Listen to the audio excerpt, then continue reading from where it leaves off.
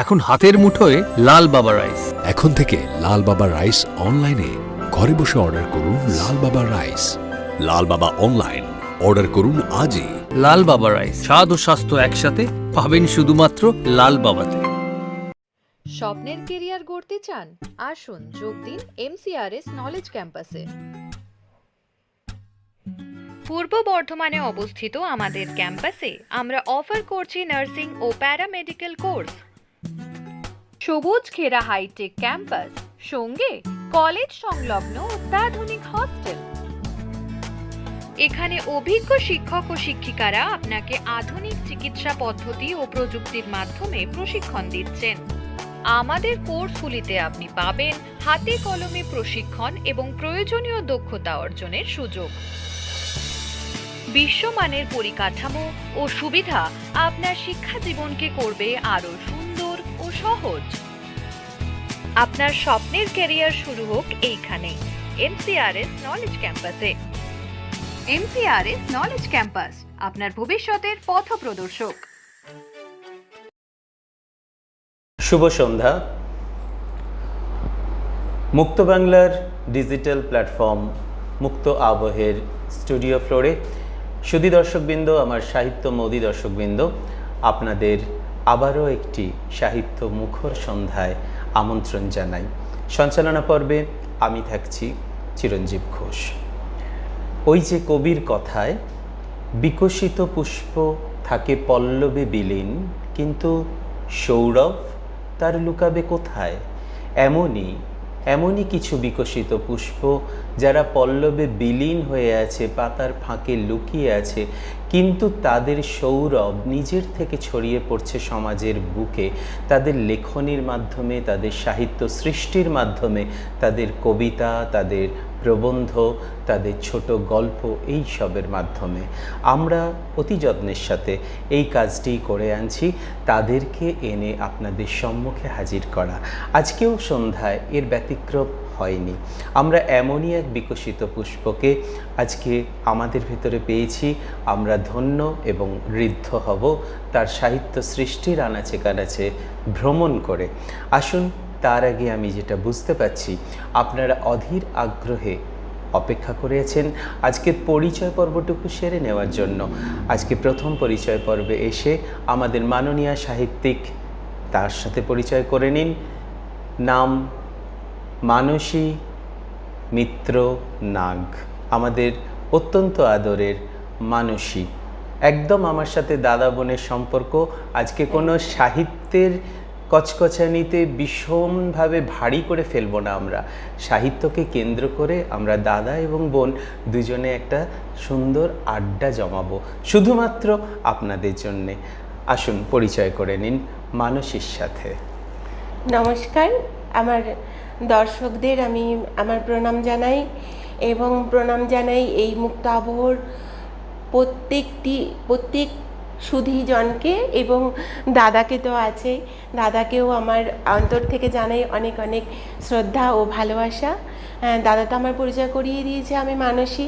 হ্যাঁ, আমার নাম মানসী, আর নাগ মিত্র এই পদবি দুটি আমার জন্মসূত্রে ও বৈবাহিক সূত্রে পাওয়া। বাহ, ভীষণ সুন্দর ছোট্ট করে পরিচয় পর্ব। সুধী দর্শকবৃন্দ, আমরা প্রথমে জেনে নিই কেমন আজকে এই স্টুডিও ফ্লোরে এসে আমাদের সাহিত্য বন্ধু, তার অনুভূতির কথা। কেমন লাগছে তোমার মানসী? একটু দুই এক কথা দর্শকদের জন্য। আমার তো ভীষণ ভালো লাগছে। সব থেকে বড় কথা, এই যে দাদার সঙ্গে আড্ডা দিতে পারা, এটা একটা দারুণ। এই মানুষটি এত ভালো একজন মানুষ, এর সঙ্গে আড্ডা দিতে পারলে অনেকটা নিজে সমৃদ্ধ হওয়া যায়, এই লোকটা তো আমার আছেই। এটার জন্য আমি বেশি আনন্দিত। আর মুক্ত আবহে আমি দেখেছি, আমি নিয়মিত দেখিও এর প্রত্যেকটা অনুষ্ঠান, সবাই আসেন, গুণীজনেরা, সাহিত্যিকেরা, তাদের তো সেই জায়গাটা আমি কোনো দিন আসতে পারবো এটা তো ভাবিনি, তা সেটাই আসতে পেরে আমি অনেক আনন্দিত। ভীষণ। আমরা সকল কলাকুশলীবৃন্দ এবং সবথেকে বড় কথা আমাদের দর্শকবৃন্দ আজকে তোমাকে পেয়ে ভীষণ আপ্লুত। আমরাও তোমারই মতন আনন্দিত। আমরা আস্তে আস্তে ঢুকে পড়ি সাহিত্যকেন্দ্রিক আলোচনাতে। একদম। মানসী, কখন প্রথম মনে হলো জীবনে যে পেনকে অর্থাৎ কলমকে আমার জীবনের সাথী করে নিতে হবে, এই কলম ছাড়া কিন্তু আমি চলতে পারবো না? এই যে সাহিত্য সৃষ্টির খিদেটা কখন তুমি বুঝতে পারলে জীবনে? এটা আমি বুঝতে পারলাম মানে আমার জীবনে অদ্ভুতভাবে, সবার তো জীবনে বাবা মার প্রায়োরিটি বেশি থাকে, আমার একদম। জীবনে আমার দাদু আর আমার ঠাকুরদা এই দুজনার আমার প্রায়োরিটি ভীষণভাবে। আমি সব সময় মানে এদের সঙ্গেই থাকতাম, কিন্তু এদের আমি খুব ছোট বয়সে হারিয়েও ফেলেছি। প্রথম যখন দাদু আর ঠাকুরদাকে হারিয়ে ফেলি, তো সেই সময় আমার সমস্ত কথা বলার জন্য আর কেউ তো ছিল না, তখন কত সব বয়স শোনার তোমার? জন্য। মোটামুটি আমি ওই যখন 3-তে পড়ি তখন আচ্ছা, তখন। আমার খুবই ঠাকুরদাকে শিশু, হারাই। একবারই হ্যাঁ। শৈশব। কিন্তু আমার সব কথা ওই তাদের সঙ্গে মানে সমস্ত কিছু, তো সেইগুলো আমি আর কাউকে শেয়ার করতে পারতাম না। সেই থেকেই আমার খাতা পেন আমার সঙ্গী। বাহ। একটা শৈশবে সত্যি করেই এটা অত্যন্ত, যারা এটা পায় তারা অত্যন্ত ভাগ্যবান বা ভাগ্যবতী যে আগের যে প্রজন্ম, আমাদের দাদু ঠাকুমা দিদা ঠাকুরদা, এদের সান্নিধ্য পাওয়া। কোথাও শৈশব যেন একদম রংমশাল হয়ে ওঠে এদের হাত ধরে, এবং এদের অভাবটা আমরা যেন জীবনের শেষ দিন পর্যন্ত বুঝতে পারি। ঠিক না? একদম ঠিক একদম। বলেছো তুমি। একদম এইভাবেই আমাদের সাহিত্য বন্ধুর সাহিত্য জীবন সূচনা হলো। আর সব থেকে বড় কথা, জানি না এটা তোমার জীবনে হয়েছে কিনা, এই দাদু ঠাকুমা এদের হাত ধরে আমরা কিন্তু কল্পনা করতে শিখি, এদের হাত ধরে আমরা রূপকথা শুনি, এদের মুখে আমরা মহাকাব্য শুনি, এবং শুনতে শুনতে কোথায় যেন আমরা হারিয়ে যাই কল্পলোকের সেই জগতে, যেটা আমাদের পরবর্তী কালে একটা সাহিত্য সৃষ্টির উদ্দীপনা যোগায়। এটা কি তোমার ক্ষেত্রেও হয়েছিল? একদম একদম। একদম। কেন কি আমার ঠাকুরদা উনি মানে শৈব মতে শিবতন্ত্রে, তো ওনার কাছে আমি শিব পুরাণ, ব্রহ্মবৈবর্ত পুরাণ, বাহ। এইসবের কথাগুলো, এবং ঠাকুরদা আমাকে এগুলো শেখাতেন যে দেখো অনেকেই বলবে যে শিব পুরাণের মধ্যে অনেক খারাপটা, তুমি যে কোনো জিনিসের মধ্যে দেখো, আজকে যখন সমুদ্র মন্থন হয়েছিল তখনও কিন্তু অমৃতের সঙ্গে গরলও উঠে এসেছিল, ঠিক, ঠিক, এবং ঠিক। গরলের পরিমাণ অনেক বেশি ছিল, যেখানে অমৃতের পরিমাণ কিন্তু সেখানে একটা ছোট্ট কুম্ভ। কুম্ভ। সেই রকম তুমি যখনই শুধু শিব পুরাণ বলে না, যে কোনো বই তুমি পড়ো না কেন বা যে কোনো কিছু পড়ো না কেন, সবই তো তার থেকে গরল তুমি অমৃত দুই আছে। দুই আছে, তুমি তোমার মতো করে ভালোটা নেবে। গ্রহণ করে নেবে। ঠিক ঠিক। তো সেই রামকৃষ্ণদেবের কথা, হাঁস একদম। হয়ে দুধ থেকে জলটা ফেলে দাও, দুধটুকু টেনে নাও। একদম, ভেরি গুড, ভীষণ সুন্দর কথা। এত সুন্দর সুন্দর কথা বলছে। আর শুধু দর্শকবৃন্দ, আজকের সাহিত্য বন্ধু আমার ভীষণ আদরের বোন এত আদুরেভাবে কথা বলে, আমাদের কিন্তু শুনতেই ভীষণ ভালো লাগে, তাই না? আপনাদেরও মনে হচ্ছে সেই অনুভূতি। ঠিক আছে, আমি বুঝতে পারছি আপনারা অধীর আগ্রহে অপেক্ষা করছেন সাহিত্য বন্ধুর সাহিত্য সৃষ্টির নমুনার জন্য। আমরা অবশ্যই অনুরোধ করব মানসীকে, মানসী তার প্রথম কবিতায় চলে আসুক, আমরা শুনে নেব তার কণ্ঠে তার কবিতা। এর থেকে ভালো আর কি হতে পারে? চলুন আমরা শুনে নিই। যেহেতু ঠাকুরদা এবং দাদুর কথা দিয়ে শুরু করলাম, বাহ, হ্যাঁ।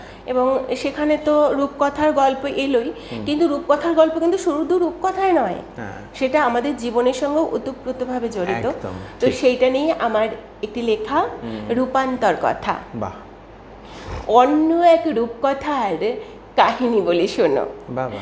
আদ্যিকালের অচিনপুরের গল্প নয় সে কোনো, লড়াই আছে ভীষণ রকম নিজের সাথে নিজের, রাক্ষস আর দৈত্য দানব কোথায় আড়াল খোঁজে। 7 মহলা প্রাসাদ তো নেই, একটা ছোট ঘর, ঘরের ভিতর ঘর বেঁধেছে চোরা বালির চর। ডুবতে ডুবতে ভেসে ওঠা, ভাসতে ভাসতে ডুব, ক্লান্ত রাজা যুদ্ধ করে, বাঁচার ইচ্ছে খুব। রাজা রানীর পোশাক পরা আসলে তো বোরে, যুদ্ধটা তার মজ্জাগত, তবু শান্তির খোঁজে ঘোরে। বাবা, খুব মন দিয়ে শুনছিলাম। কোথাও এই লাইনটাতে এসে ভেতর থেকে একটা ঝাঁকুনি লাগলো। ঘরের মধ্যে ঘর বেঁধেছি চোরা বালির চর। সত্যিই তাই, আমরা নিরন্তর আমাদের মূল্যবোধের অবক্ষয়ের পথে কোথাও যেন চোরা বালিতে ঢুকে যাচ্ছি, আমরা নিমজ্জিত হচ্ছি, আমরা হাঁপাচ্ছি এর থেকে মুক্তি পেতে, কিন্তু আমরা পাচ্ছি না। আর এটাই তো রূপকথার মোড়কে খুব সুন্দরভাবে একটা অন্য আঙ্গিকে আমাদের কবিবন্ধু আপনাদের সামনে উপস্থাপন করলেন। এর থেকে এত ভালো আর কি হতে পারে, যে এই যে রূপক হিসেবে উনি রূপকথার ঘটনাগুলোকে তুলে আনলেন এবং সেখান থেকে জীবনের মূল্যবোধটাকে জ্বালিয়ে দিলেন একটা শাশ্বত প্রদীপের মতো। এটা ভীষণভাবে আকর্ষণ করলো আমাদের। অজস্র ধন্যবাদ জানাই মানসী তোমাকে। তোমার কলম চলতে থাকুক এবং এরকমই সৃষ্টি আরও হতে থাকুক, যাতে আমাদের সাহিত্য আরও সমৃদ্ধ হোক। যাক, আমরা পরবর্তী প্রশ্নে আসি। ভালো লাগছে তো? ভীষণ ভালো লাগছে। এখন পরবর্তী প্রশ্নে আমি যেটা আসব, ওই দিনটার কথায় আসি, যেই দিন তুমি প্রথম দেখলে যে তোমার সৃষ্টি কবিতা ছাপাখানায় পেশাই হয়ে একটা বইয়ের মধ্যে ছাপার অক্ষরে এসে তোমার হাতে এলো। তুমি নিলে, তুমি গন্ধ শুকলে, তুমি মুখে বোলালে, তুমি সকলের কাছে দৌড়ালে, দেখো আমার কবিতা ছেপেছে। ঠিক তো? একটু নস্টালজিক হয়ে আমি তোমার কাছে সেই প্রথম দিনটার অনুভূতির কথা একটু জানতে চাই। কেমন? এগুলোর জন্যই তো বসা আমাদের। একদম। তবে আমি একটু মানে উল্টো, যে কোনো জিনিস একটু লুকিয়ে রাখতে ভালোবাসি। যে কারণে আমার এই লেখাটাও আমি কিন্তু সহজে ছাপাতে চাইনি। আচ্ছা। তো আমি তখন মুক্তাঙ্গন বলে একটি সংস্থা আছে, সমবেত সঙ্গীতের, কর্ণধার মুক্তা রায়। তো ওখানে যখন আমি সমবেত সঙ্গীতের দলে ছিলাম, তখন উত্তম কর্মকার বলে একজন দাদা আমাদের ওই গ্রুপে ছিলেন। উনি একজন শিক্ষক। তা উনি আমার কথাবার্তায় বা কিভাবে যেন আমি জানি না, তো হয়তো বুঝতে পেরেছে যে আমি লেখালেখি। তো ওই দাদা আমাকে কন্টিনিউয়াসলি চাপ, মানসী তোমার একটা লেখা আমার চাই। আমি লিখি না, সত্যি লিখি না। সে দাদা কিছুতে বিশ্বাস করে না। আমি যে তুমি লেখো না, লিখবে, আমার জন্য লিখবে। তো এইরকমভাবে উত্তমদা প্রথম আমার কাছ থেকে একটা লেখা নেন। তারপরে সেটা দক্ষিণবঙ্গ সাহিত্য সংস্কৃতি পরিষদের বইয়ে ওটা ছাপা হয়। বইটা যেদিন প্রকাশ হয় সেদিন আমাকে যাওয়ার জন্য দাদা ওখানে বলেছিলেন, আমি উপস্থিত ছিলাম। তো আমার ওই স্বরচিত কবিতাটি দাদা বলল, তোমার এই কবিতাটি তুমি এখানে পাঠ করে শোনাও। তো শোনানোর পর এইটা আমার একটা মানে ঈশ্বরের আশীর্বাদ যে সকলের ভালো লেগেছিল। ওখান থেকে আবার সেই প্রথম, হ্যাঁ সেই প্রথম, সেই বাঘিনীর মুখে রক্তের স্বাদ লাগা সাহিত্যের, তারপর থেকে চলছে শিকারের পর শিকার, তাই তো? আচ্ছা, তারপর ওখান থেকে লুতুবালি স্যার বলে একজন রিপোর্টার, উনি নিজে এগিয়ে এসে আমাকে বললেন যে মানসী, আমার শক্তিগড় যুব উৎসবের একটা পত্রিকা প্রকাশিত হয়, তো ওখানের জন্য তোমার একটি লেখা কিন্তু আমি চাই, আমি জানি না। তো আমি কি বলবো যে বেশ ঠিক আছে, এইভাবেই এগিয়ে চলা। তারপর বর্ধমান সাহিত্য পরিষদের থেকে যে পত্রিকা, আমি যেহেতু ওখানে সদস্য, ওখানে পত্রিকায় আমার লেখা দেয়া হয়। তারপরে ওই যে সমাজের সাথী পত্রিকার কর্ণধার দুরন্ত নাম, ওই দাদার সঙ্গে বর্ধমান সাহিত্য পরিষদে আমার পরিচয়। তো ওখানেও উনি সাহিত্য পরিষদে পত্রিকায় আমার লেখাটা দেখেন এবং আমাকে বলেন আমার পত্রিকায় একটি লেখা দেওয়ার জন্য। এটা তো মানে আমাদের কবিবন্ধু যা বলল আমাদের কাছে, এটা ভীষণ ক্লোজ সার্কেল এবং বর্ধমানের মধ্যে এরকম ব্যাপার। কিন্তু শুধু দর্শকবৃন্দ, আপনাদের অবগতির জন্য জানাই, সুদূর হুগলি ডিস্ট্রিক্ট থেকে গুরাব বইমেলার যে কমিটি, সেখানেও কিন্তু আমাদের কবিবন্ধু আমন্ত্রিত হয়ে এই বছরই গেছিলেন এবং সেখানে তার সাহিত্যের উপস্থাপনা সকলে মুগ্ধ হয়েছে এবং মনে হয় এটাও বলেছেন প্রতি বছর কিন্তু আসতে হবে আপনাকে, ঠিক না? তো এইরকমভাবেই আস্তে আস্তে সাহিত্যের পথে এগিয়ে চলছেন আমাদের আজকের সাহিত্য বন্ধু। যাই হোক, আমরা যদি সুযোগ হয় আজকে, তাহলে গুরাব বইমেলায় যে কবিতাটি, জানি না সঙ্গে উনি তৈরি হয়ে এসেছেন কি না, যদি সম্ভব হয় তাহলে আমরা হয়তো শুনতেও পাবো। তাছাড়াও আমরা আরও অন্যান্য বিভিন্ন স্বাদের কবিতা আমাদের সাহিত্য বন্ধুর কাছ থেকে শুনব। মানসী, আমি এরপরে আসছি তোমার দ্বিতীয় উপস্থাপনায়। তুমি তোমার দ্বিতীয় কবিতাতে চলে এসো আমাদের সাহিত্য বন্ধুদের জন্য, কেমন? গোরা বইমেলায় কোন কবিতাটা আমি পাঠ করেছিলাম আমার ঠিকঠাক মনে নেই। আচ্ছা আচ্ছা। তো আমার হাতের কাছে যেটা আছে আমি এখন সেটা আপাতত ঠিক সেটাই পাঠ করছি। অবশ্যই অবশ্যই, হ্যাঁ তাই হোক। এর আগে যে রূপান্তর কথাটাই বলেছিলাম যে আমরা সবাই শান্তির খোঁজে ঘুরি। হ্যাঁ, পজিটিভ চিন্তাটা আমাদের মধ্যে সবসময়ই থাকে। তো সেই পজিটিভ একটা ভাবনা নিয়েই আমার আরেকটি কবিতা অজান্তে। একটা ভোরের আকাঙ্ক্ষাতে রাতের পাহাড় ডিঙানো, পাহাড়টা জানে আধারের খুব গভীরে কোনখানে তার বৃষ্টিরা ছিল লুকানো। একটা দিনের তাপোত্তাপে শহর যখন পড়ছে, দেওয়ালটা জানে ফাটলের কোন কিনারায় নির্ভীক এক অসথের চারা বাড়ছে। বাবা। একটা রাতের চাদর ঢেকেই যখন হায়েনারা জোট বাঁধছে, আকাশটা জানে কাল সমুদ্রের কোন মোহনায় সাড়ম্বরে চোখ ধাঁধিয়ে নবোদয় হতে যাচ্ছে। বাবা বাবা, অপূর্ব। সাড়ম্বরে চোখ ধাঁধিয়ে নবোদয় হতে যাচ্ছে। ভীষণ ছোট কবিতা, কিন্তু কি বিশাল একটা ব্যাপক অর্থ, মানে আমাদের মুগ্ধ করলো, লোম খাড়া করে দিল। সত্যিই তাই, আমাদের যতটাই অবক্ষয় সমাজে হোক, কোথাও একটা নতুন দিনের বীজ অঙ্কুরিত হচ্ছে। কবি কিন্তু এই দিকেই আশাবাদী, কবির কলম এই নতুন দিনের দিকেই তাকিয়ে আছে। ভীষণ ভালো লাগলো কবিতাটা, অপূর্ব অপূর্ব। মানে এটা অনুকবিতাও বলা যায়, হ্যাঁ, ছোট্ট অনুকবিতাও বলা যায়। মানুষই এত সুন্দর লেখো তুমি, হ্যাঁ। তুমি সময় পাও কখন? তুমি তো সংসারটাকেও দশভুজার মতন সামলে রেখেছো, তার ভেতরে তুমি সময়টা কি করে বার করো, একটু যদি বলো দুই এক কথা। আমি কিভাবে সময় বের করি আমি নিজেও জানি না। আচ্ছা। আমার যখন ইচ্ছে হয়, ঠিক আপনাদের ভালো কাজের জন্য না, মানে আমার দাদু সব কথাতেই আমার দাদু ছিল, দাদু একটা কথা বলতে, একবার নেতাজি আসবেন একটা জনসমাবেশ, প্রচুর ভর্তি লোকে ভর্তি সেই ময়দান, মানে একটা তিল ফেলার জায়গা নেই, কিন্তু উনি যখন এলেন না, তখন এত এত চওড়া একটা রাস্তা আপনা থেকেই হয়ে গেল। মানে কি করে হলো কেউ জানে না, এত চওড়া একটা যে রাস্তা দিয়ে উনি সহজে চলে গেলেন। তো আমার অনেক কাজের মাঝেও যেহেতু এটা আমার ভালো লাগার, আমি যে কখন কিভাবে কোথা থেকে সময় বের করি আমি নিজেও বলতে পারবো না। এটাই সত্যি কথা। কবিতার প্রথম যে লাইনটি, প্রথম যে ভাবনাটি, সেটা উপর থেকে আসে, ঈশ্বরের কাছ থেকে আসে। এটা কি তুমি বিশ্বাস করো? একদম বিশ্বাস করো। এবং সেই ভাবনাটা যখন আসে, তুমি কি যে অবস্থাতেই থাকো সেটাকে কি ধরে রাখো দুই একটা শব্দে, পরে সেটাকে ডেভেলপ করো? এরকম কি কোনো ঘটনা ঘটে তোমার জীবনে?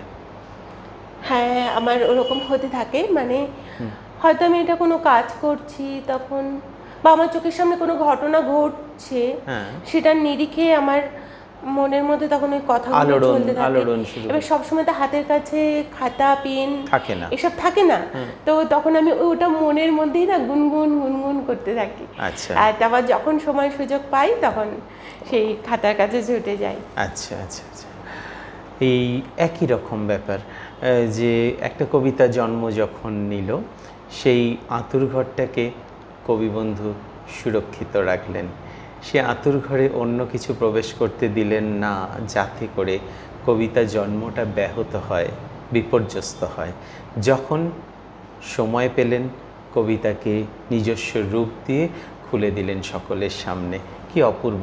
এই জন্যেই তো আমাদের সত্যি কথা বলতে এই মানুষগুলোকে ডেকে আনা, যে তাদের সাহিত্য সৃষ্টির আনাচে কানাচে আমরা ঘুরব, আমরা জানবো তাদের সাহিত্য সৃষ্টির গতিবিধি।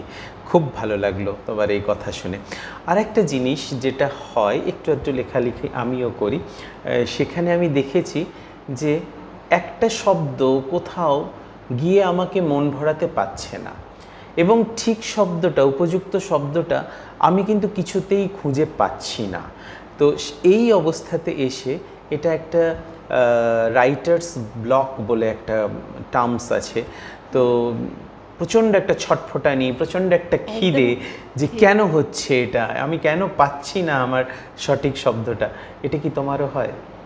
হ্যাঁ, একদম হয়, একদম হয়। তখন কিরকম অবস্থা হয়তো হয়? তখন আপাতত মানে পরের লাইনগুলো ঠিকভাবে প্রবাহিত করার জন্য ওখানে আপাতত আমি কিছু একটা বসাই, কিন্তু যদিও আমার ওটা মাথার মধ্যে ঘুরতে থাকে যে এটা ঠিক মনের মতো হলো না, মনের মতো হলো না। যেমন এই রাগের ওই রূপান্তর কথা কবিতাটা বলার সময় আমি প্রথমে ওটা কোনো এক রূপকথার ওইটা আমার কোনো কথাটা একদমই পছন্দ হচ্ছিল না। আচ্ছা।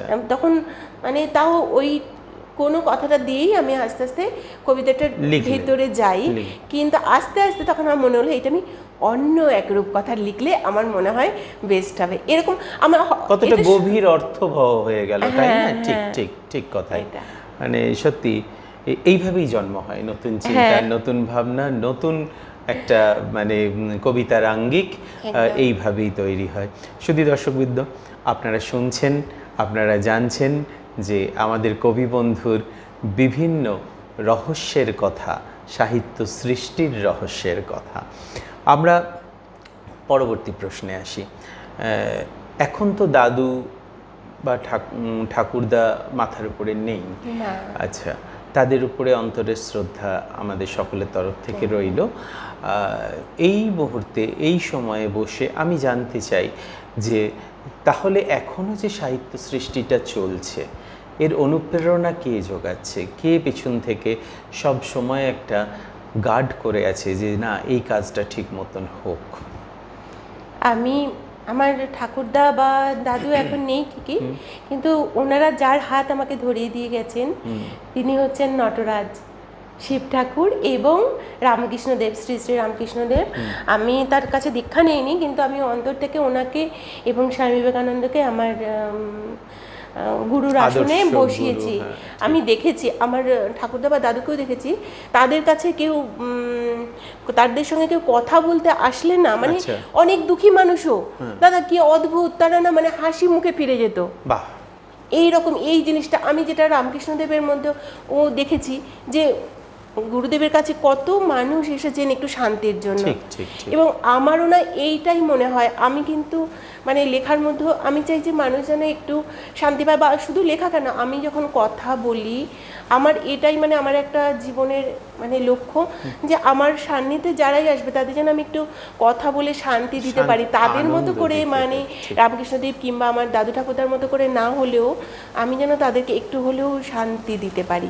তো এই ভাবনাটা আমার মাথায় থাকে বলেই না আমি এইভাবে। আর সাহিত্য কথাটার মধ্যে কিন্তু হিত, সর্বসাধারণের সৃষ্টি, আজকে যখন পুরাণ সৃষ্টি হয়েছে বা এগুলো কিন্তু সব মানে জনশিক্ষা বা দেওয়ার জন্য, বা ধর্মটাকে তখন ভিত্তি করা হয়েছিল কিন্তু মানুষকে একটা মানে সামান্য ধর্মের ভয় ঠিক না, একটা অনুশাসন যেটা বলে, অনুশাসনের মধ্যে রেখে সঠিকভাবে পরিচালনা করার জন্য। হ্যাঁ, ধর্ম শব্দটাই তো ধৃ ধাতু থেকে আসছে, এবং তার অর্থটাই হচ্ছে যা ধারণ করে, সেই তো ধর্ম। ঠিক, এই জন্য সাহিত্য সৃষ্টি মানেই তো মানুষের ভালোর জন্য।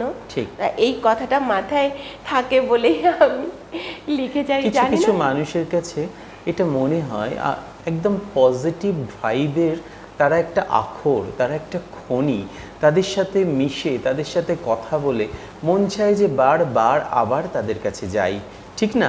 আবার কিছু কিছু মানুষের ক্ষেত্রে উল্টোটাও হয়, ঠিক না? এইটাই আমাদের কবি বন্ধু আপনাদেরকে বোঝাতে চাইছেন, যে এমন মানুষের সঙ্গ করুন যেখানে আপনি আনন্দ পাবেন, যেখানে আপনি শান্তি পাবেন। সাহিত্য এমনই একটি মাধ্যম যেখানে মানুষকে আপনি জীবন্ত সামনে না পেলেও বই যদি সঙ্গে থাকে, তার থেকে বড় বন্ধু, তার থেকে বড় শান্তির জায়গা আর মনে হয় কিছু নেই, ঠিক না? একদম।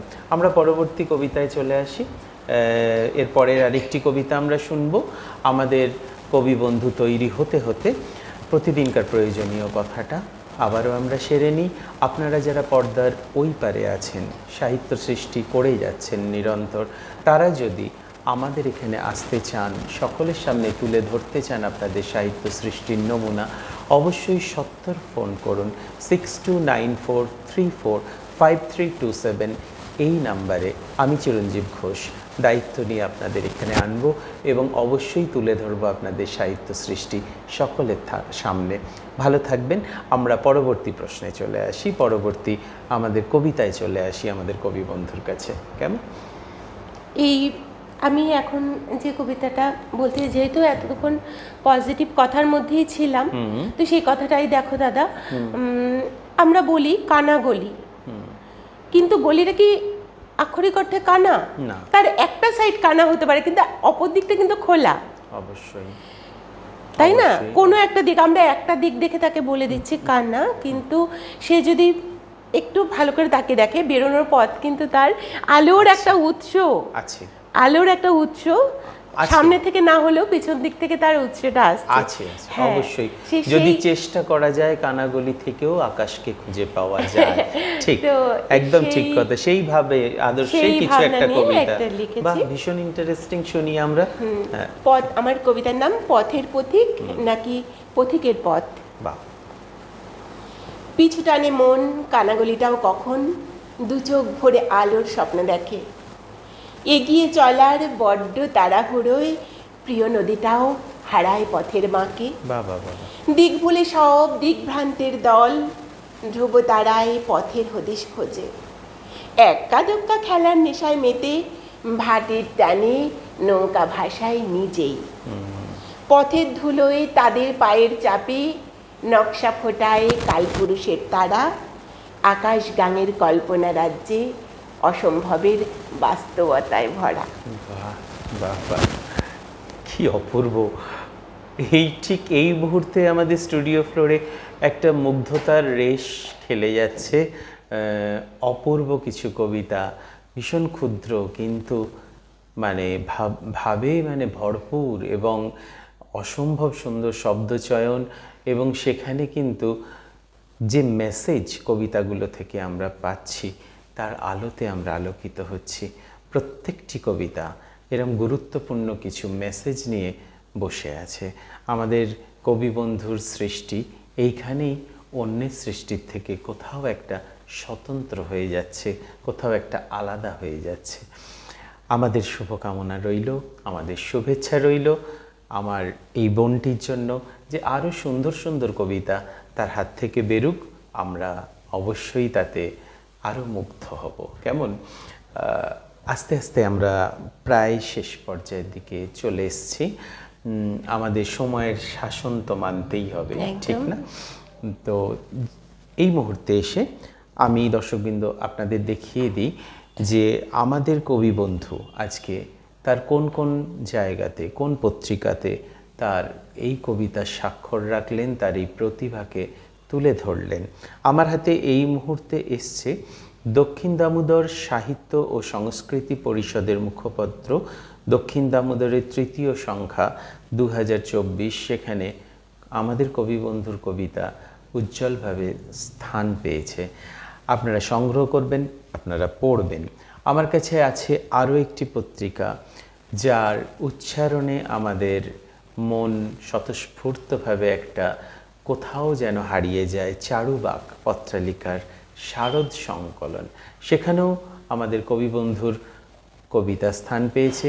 এছাড়া আছে আরও অসংখ্য ট্যাবলয়েড, আছে আরও অসংখ্য পত্রিকা।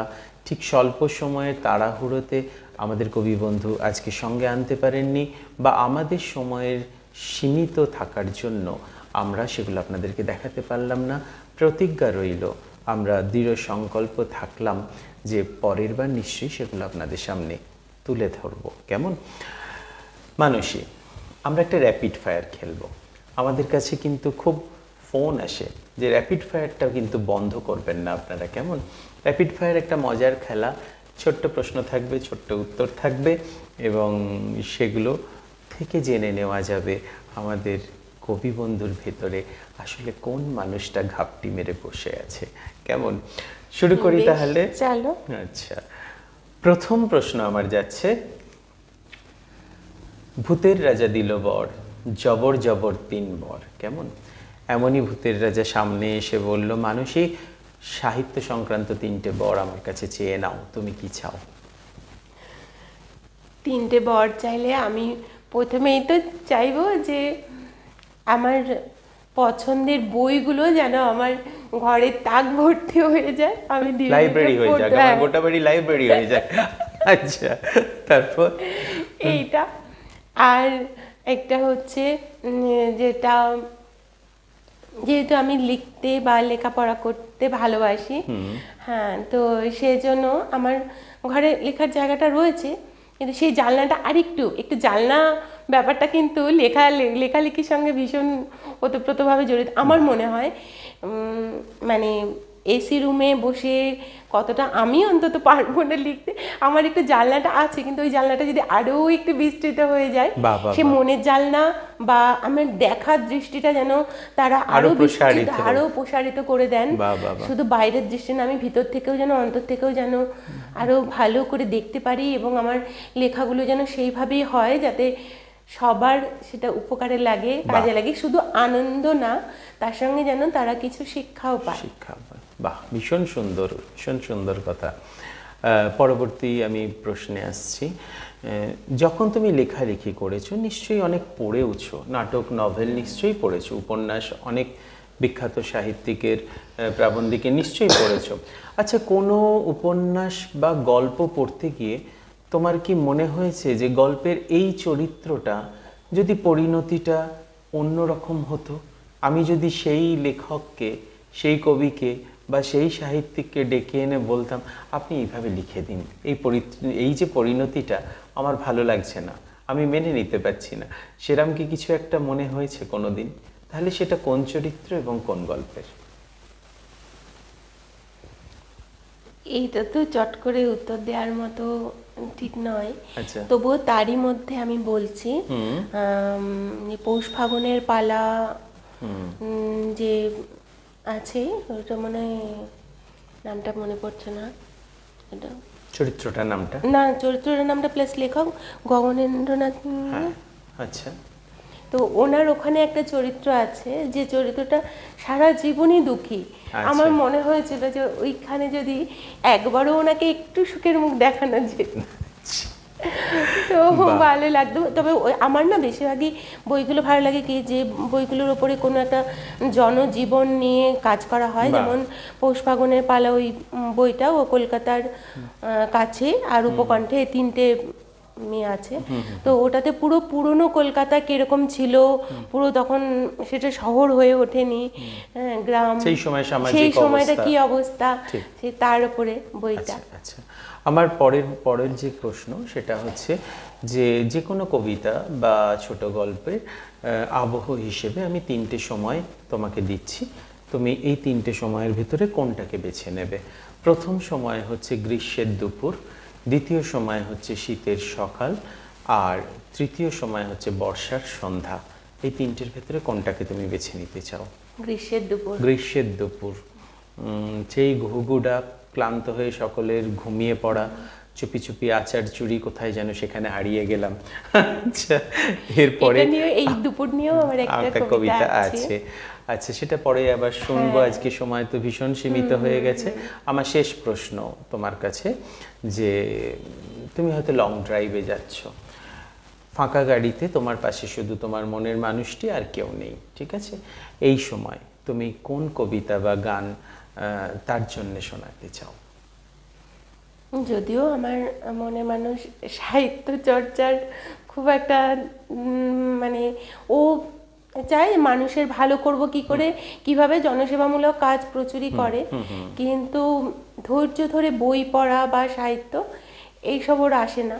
তো আমার পথে চলতে চলতে কিন্তু বেশিরভাগ সময়ই লালন গীতিগুলো মাথায় আসে, যেহেতু রাস্তাঘাট, গাছপালা এইসব, আমি গাড়ির মধ্যে ওই চৌখুপির মধ্যে বসে থাকলেও আমার মনটা ওটার মধ্যে থাকে না, আমি ওই মাঠ ঘাট জঙ্গলে নেমে যাই, আর এই বাউল গান আমার কণ্ঠে আপনি উঠে আসে, তো সেগুলোই গাইতে থাকি। তার জন্য এবার ওর হয়তো কখনো কখনো ভালো লাগে, কিন্তু সেইভাবে কতটা শোনে আমি জানি না। আচ্ছা, শুধু দর্শকবৃন্দ, আমরা আজকে শেষ পর্যায়ে চলে এসেছি।